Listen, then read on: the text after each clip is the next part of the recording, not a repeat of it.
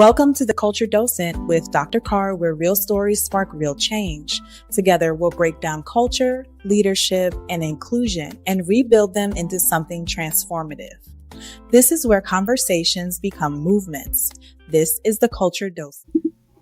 Hey, y'all. It is Dr. Carr, the Culture Docent, here to help you navigate and curate the experiences you want to have. I hope that you have been enjoying all of our episodes thus far.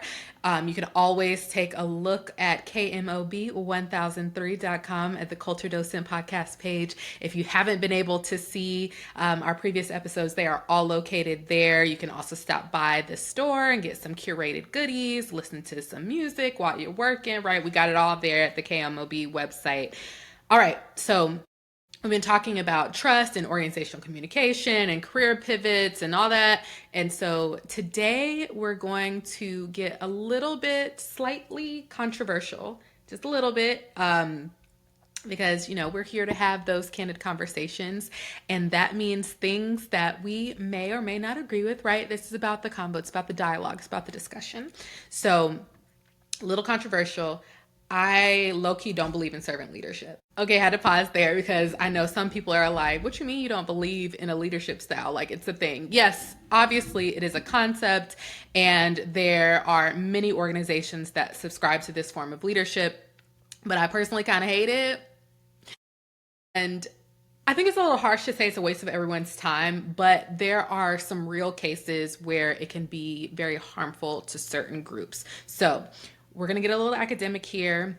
If you are watching me, I have on my collared shirt, my fresh fall attire and look, because school is back in session.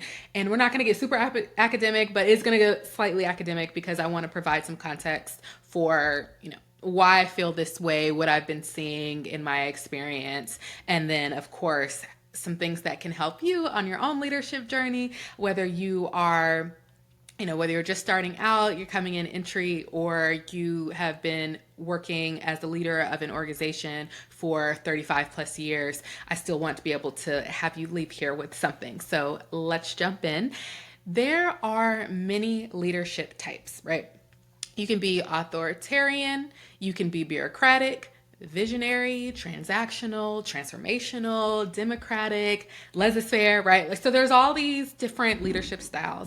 And some of you are going to be familiar with servant leadership because, you've been to a company training, or you may have learned about it in school, right? You may be learning about it right now, or you may actually just kind of inherently practice it. So servant leadership really promotes this selfless leadership style. So it focuses on well-being and the development of employees, prioritizing team goals over personal ones, which ideally would lead to a supportive and collaborative work environment. So servant leaders, they work to remove those obstacles that prevent their teams from reaching their full potential. Like, that's their main goal, right? Is to improve the well-being of their people. And so I know a lot of you are thinking like, okay, what's wrong with that, right? Like, because yes, why wouldn't I want that? Why wouldn't I want, a leader that puts others first? And on its face, that makes total sense. You absolutely do want someone that is there to support you and feel like, yes, they are removing obstacles so you can be your best self.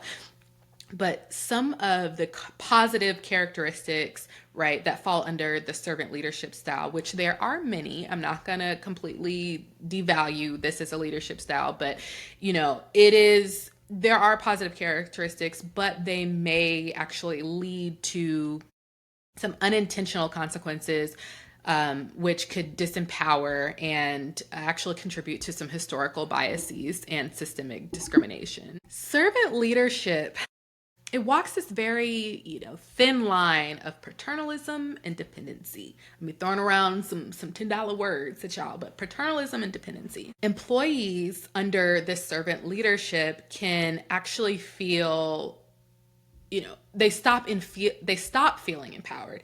They stop critically thinking. They stop feeling like they have the autonomy to make decisions on their own. That's where that paternalism comes from. They feel like they have to constantly go to the boss to ask questions and gain permission. Not thinking outside of the box, just going with whatever the boss says. So now, they're not using their own discernment. And I want us to use some discernment in this conversation, right? Because I'm not talking about, an employee needing to go to their supervisor to get sign off on $1 billion deal. I'm not saying that you please go to your supervisor and get sign off on that. Please do not tell them the culture docent was like, yeah, I don't need your permission because of servant leadership and it disempowers. We're not doing that. Please do go get that permission, right? Like, please get permission if you're like, hey, I think that everyone should be able to leave early today, improve, and boost employee morale, right? Like, you do need guidance and permission depending on your level for decisions like that. I'm talking about employees not feeling empowered to make even, kind of low stakes decisions, right? Should I use Times New Roman font instead of Calibri or Aptos? That's what I'm talking about.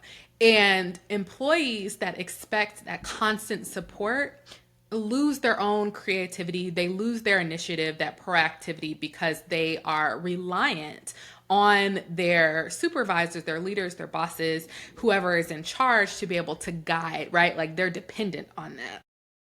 And, now as an employee, you're penalized, right? This performance time. You're be told that you're not acting like a leader, that you lack, foresight, corporate speak, you're not operating at the next level, right? So this is not only frustrating just for any employee, but it becomes particularly frustrating and often dangerous in the realm of people losing their jobs for employees that are, for instance, like Black professionals who are over mentored and under sponsored. And I'm not just saying that we're over mentored and under sponsored because I just made that up. Like, that is research back that Black professionals are over mentored and under sponsored. And that doesn't mean that we don't need mentorship. It means that we need more sponsorship than we need mentorship at this point, especially when you're a mid-career Black professional. So basically, we don't need someone to walk us through every step, right? Like, they've done the steps. They've literally worked twice as hard to get to where they are. And that's also research back that Black professionals have to work twice as hard to get to the same place and receive the same outcomes as their non-Black counterparts. So if I'm working, twice as hard, I don't need the mentorship at this point. I need sponsorship. I need someone to get in the room and speak on my behalf. I need someone to put that political capital on the line, expend a little bit of that to make sure that I am getting these opportunities as a Black professional. And servant leadership doesn't necessarily underscore that. It underscores the fact that, okay, I'm removing obstacles for you, but I'm not necessarily sponsoring you. And that is where, my issue lies. And we take that a step further. Black leaders are actually penalized for providing collective praise in situations where they should, be taking credit for some wins. So, using I statements, right, is what we encourage people to do, but Black professionals are actually penalized for using I too much of, they're penalized for using we too much instead of using I, but they're also penalized for using too much I. So it is unfortunately very much a double-edged sword here, but it is, very much underscored under that servant leadership style when Black professionals should be talking about their teams, but that makes it seem as if they are incapable of leading on their own or standing on their own. But then on the flip side of that, if they use I too much, then they're viewed by those with a,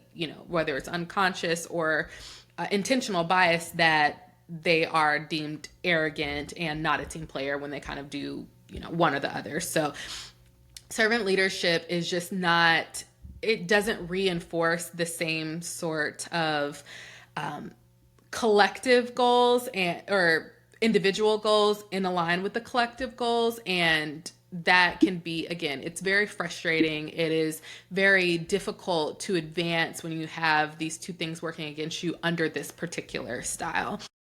And, even further, right, servant leaders are really expected to take the hit when something goes wrong, right? Because the whole shtick is to be protective of their people.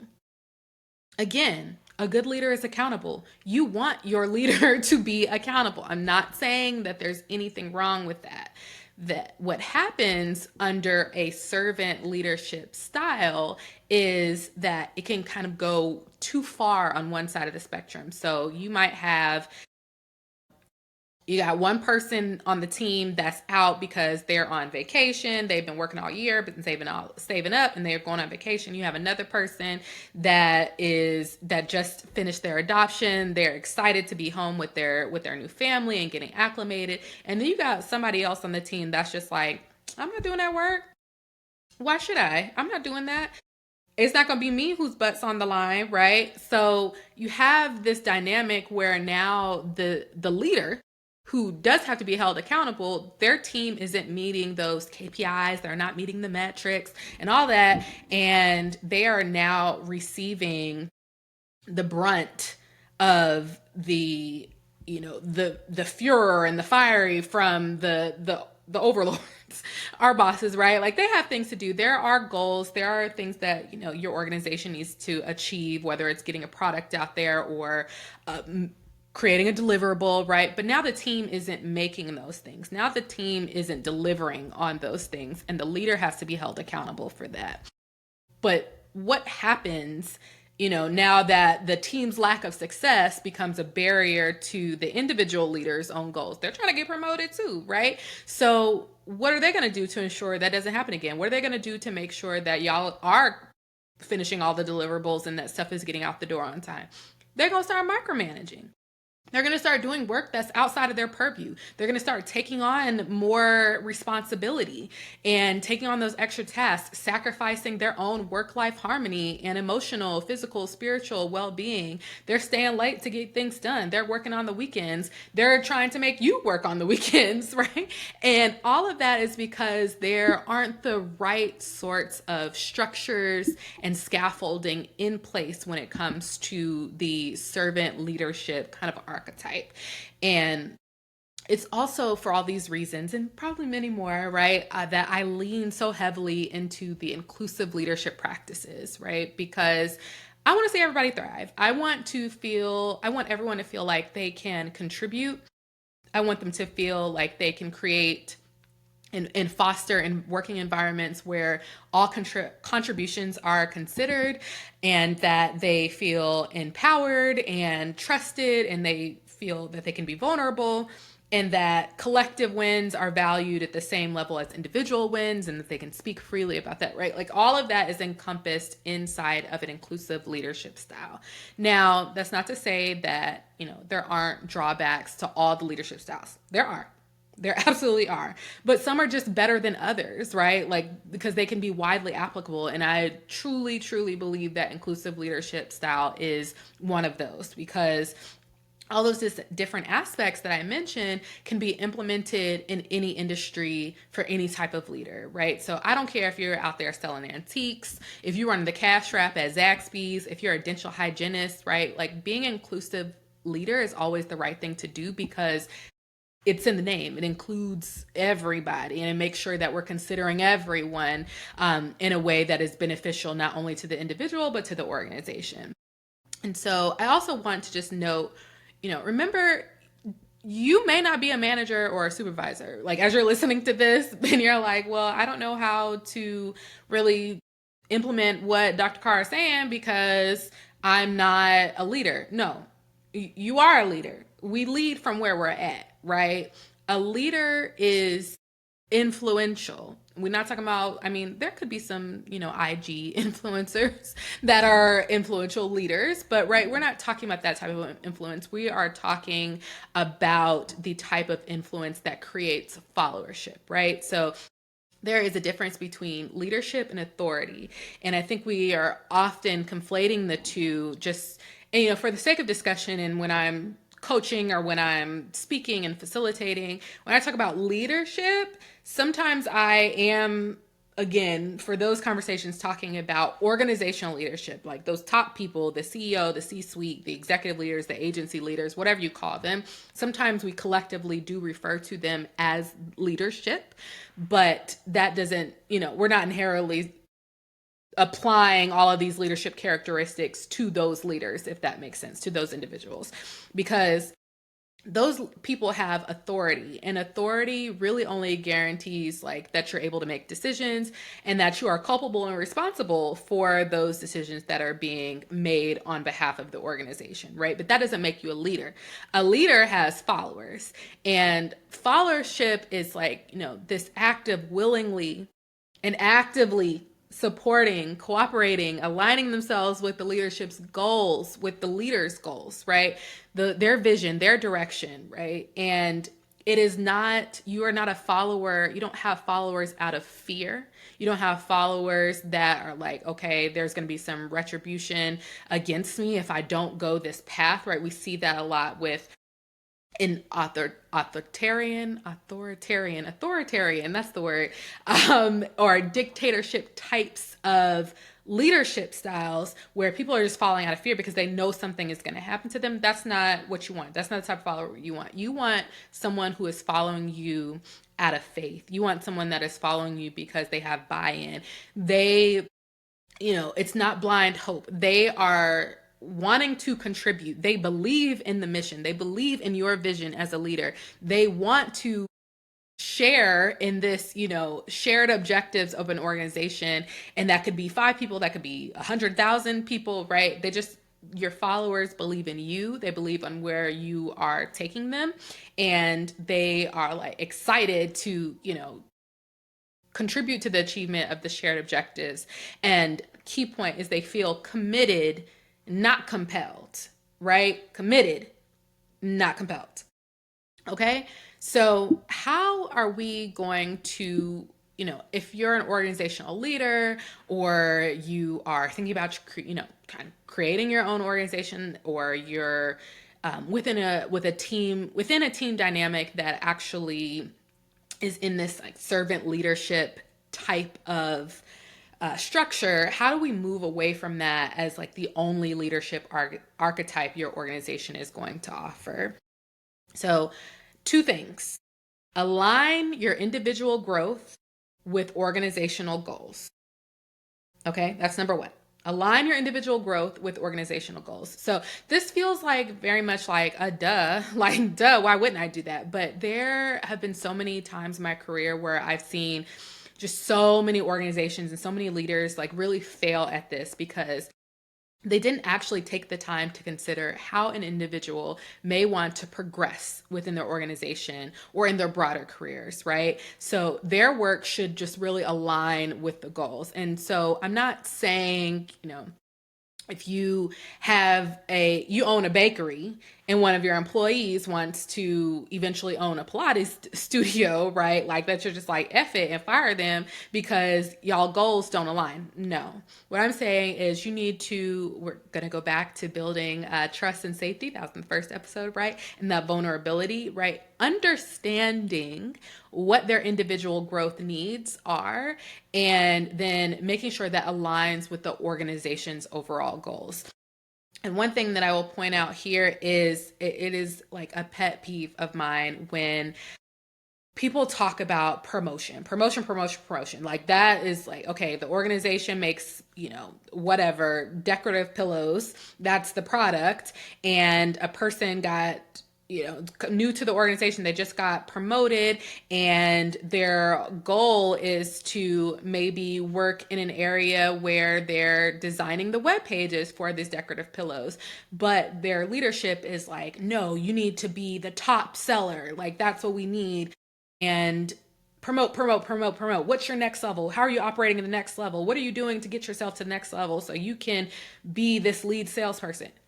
That's what I'm talking about. Their individual growth and what they want to do doesn't match necessarily the organization's goals, right? And there's a way to shift that so it does. If they want to work in web design, like let's figure out a place to have them in web design, but don't just force kind of that promotion just for the sake of promotion. And I'm going to harp on that just for like another second because it really does. It grinds my gears, it burns me up. It just really burns my grits when people are talking about getting to the next level. Because what if I just got to the next level, right? Like I just got a promotion a year ago. I am not on track to get another promotion. And maybe I don't want one right now for a variety of reasons. I could have just bought a house and all I'm worried about is decorating my house. That's it. I might be thinking about promotion in the back of my mind because I want more money, but I'm really just thinking about my house and how I decorate and how I'm just going to live in this space that I worked so hard to get, right? Or I just had twins and I'm moving across the country. I'm not thinking about nobody's promotion in that moment, right? Like, so there's all these factors. There are reasons why people do not want to get to the next level at that moment or within that organization, and that should be respected. I also want to just really note that when it comes to promotion in someone that has just been recently promoted, it absolutely devalues all of the effort and work that they did to get to the next level when you are constantly talking about the next promotion after that. Like, let them sit, learn the role, bask in the fact that they have achieved this tremendous accomplishment. I don't care if they got promoted just in title. I don't care if they got promoted and they only make 2 more cents than they made last year. It was an accomplishment. They deserved it and they should be able to bask in that without someone coming to them and saying, like, okay, we need to think about what you're going to do next after that. That's not fair. It's not fair, and it truly shouldn't be realistic, and it doesn't really contribute to an optimal experience. So if we're thinking about how do we shift away from that servant leadership type of thing, that is one way that we're going to do it, right? So we're going to be aligning our individual growth with organizational goals, because we really, as an inclusive leader, we want to be thinking about how we can identify opportunities for people to get the skills they need, wherever it's going to make sense, and still be a benefit to the organization overall. All right, so number 2, identifying the leadership style that fits your organization or the type of leader you want to be. Right. So I mentioned at the start of this combo that there are just a bunch of leadership styles, and I'm always going to be a promoter of the inclusive leadership style. It's, again, I believe in its base. I believe that the components are foundational to the best leaders, and that is going to create the best employee experience. And we all know that the best employee experience leads to optimal and the best and most successful business outcomes, right? When people are happy, they do things to contribute to their organization, and ultimately that makes whatever your end product is, whether it's a tangible product or an experience, or you could be working in government, doesn't matter, right? That is going to lead to that optimal experience and that optimal successful business outcomes when you have those happy employees. But that doesn't really occur when you have people that are constantly telling you what to do, micromanaging you, and working either under leadership styles or using a leadership style that does not promote that. And so just also being mindful that the way that servant leadership kind of works is it's hard for people to make concrete decisions, often because, again, there isn't that structure, that scaffolding, those decision rights, the governance structure, all of those like terms that make it possible for decisions to be made quickly and with the right sort, and have those decisions land with the right sort of people. And so, as you're thinking about the leadership style that fits your organization, you're going to have to like mix and match. If you're thinking about the type of leader that you want to be, you have to like mix it up a little bit. It's not just kind of one size fits all the time. You have to be thinking about what's right for that moment. And so let's say we're building a house, right? I don't need to ask every worker on site how they feel about the drywall before it goes in. Like, I don't, right? And nobody does, right? Put the drywall up. Put the drywall up because we have a house to build. That is not what I'm saying when it comes to, understanding and being inclusive, right? And collaborative. What I'm saying is, if you are the contractor, the lead contractor for this job, and you install the cabinets backwards, it might behoove you as an inclusive leader and thinking about the type of leadership style that fits your organization to think, okay, in this moment, I could be vulnerable, I could be transparent, I could, invite collaboration, right? Like, all of those are aspects of a leadership style that you want to embody. And in that, you could say, okay, y'all, I need y'all to help me. I put this thing in backwards. I don't know how to, I don't want to ruin the backsplash, so I need someone to help me figure out how we're going to get this out, reinstall it the right way, and not ruin all the things that we just put in here for this new house, right? I've been watching Property Brothers a lot and a bunch of other different HGTV because it's calming. So that's where that example came from. But really, it is, again, thinking about how can you be the type of leader that invites those other perspectives and doesn't just hide and shy away from the fact that you made a mistake. And so, again, if you're trying to move out of a certain leadership style, you do need to think about the type of leadership style you actually want to embody. And I just, thinking about how can you be a more inclusive leader wherever you are in your journey? Because again, I'm going to push inclusive leadership because it's important to me. But I'll leave you with two things with that as well. Invest in your people as much as you invest in yourself, and empower your people as much as you empower yourself. Okay.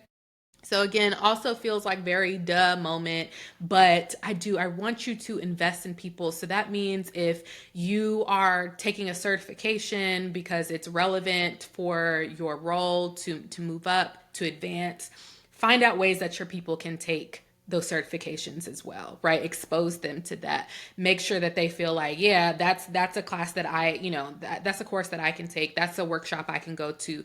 It's free. I want my people to go to that as well, right? Invest in them the same way you would invest in yourself. If you are constantly being the one who's chosen for panels or to do the TED Talk or whatever, right? You're facilitating the workshop. Give those opportunities to someone else. Give them a chance to shine. That doesn't mean you have to pass up on everything, right? But just investing in your people the same way that you would invest in yourself, and empowering your people as much as you empower yourself. So if you stand up every morning and you do those affirmations in your mirror to get yourself hyped up, right? Do that for your people. Make sure that you are empowering them, making them feel as though they are affirmed, that they can do things, they can do hard things, right? Like make them feel empowered. Use those same affirmations and turn it around on them and give them, safe spaces to fail. Make sure that they are getting opportunities and feel like I've received actionable feedback. I know exactly what I can do in this moment. Just make sure that they're feeling empowered. All right, we've said a lot. That means that we have reached carte blanche, Carrte, right? Blanche. And anything goes in this section. So I want to first leave y'all with some reflection questions / journal prompts. So we have 3. Number 1, what is my current leadership style? Number 2, what are some ways I'm already practicing inclusive leadership? And number 3, how can I empower others through my followership? Okay, I have three journal prompts. Do those, reflect, think on them. And I do want to just answer one of the questions that I received that was after the 2-part episode on AI and career pivots. The question was, how do you see cultural leadership evolving to ensure equity and inclusion in this transformation? So I felt like that was just like perfect, timely, right? Like all of our subjects and topics kind of running together. And so, we are thinking like AI is here, it's happening, right? We talked a lot about that because we dedicated 2 episodes to it.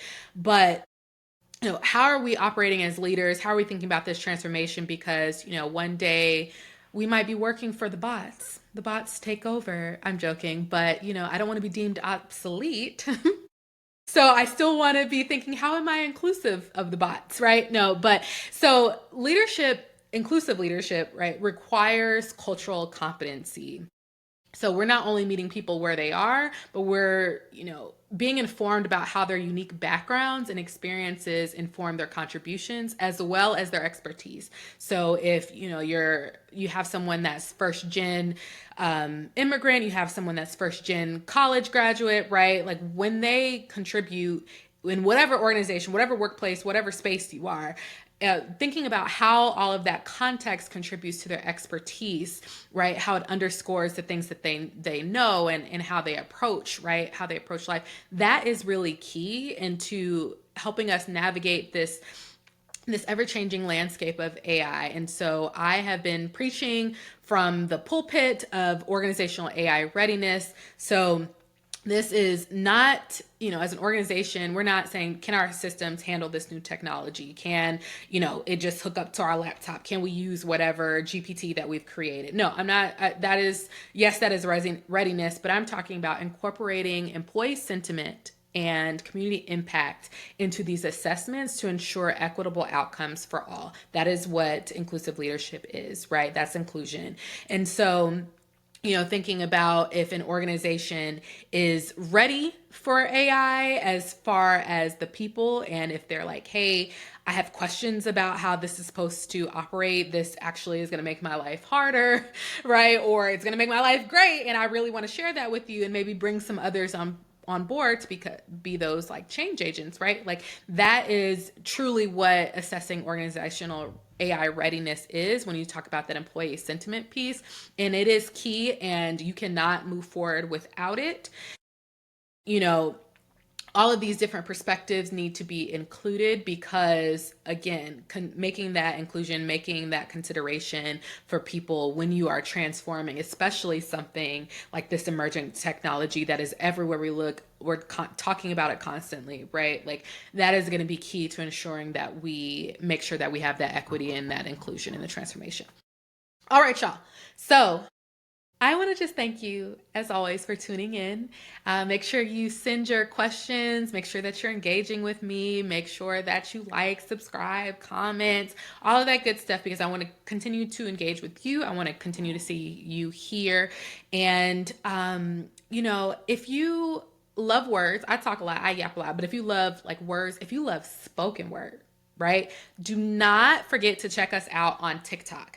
So KMOB 1003 Global, right? So that is on, you can find us on TikTok. If you go to our site, you can find our TikTok to get there. If you go to our IG, you can also find our TikTok.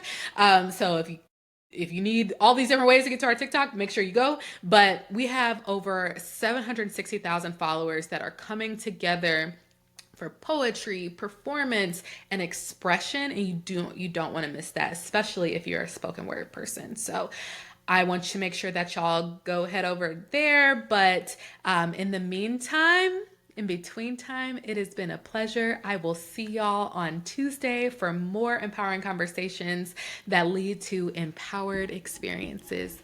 Bye, y'all. Dr. Takeisha Carr will be back next Tuesday. Don't miss it. Questions or comments? Email tcd@thelkinstitute.com. And don't forget, check out our curated store at KMOB1003.com.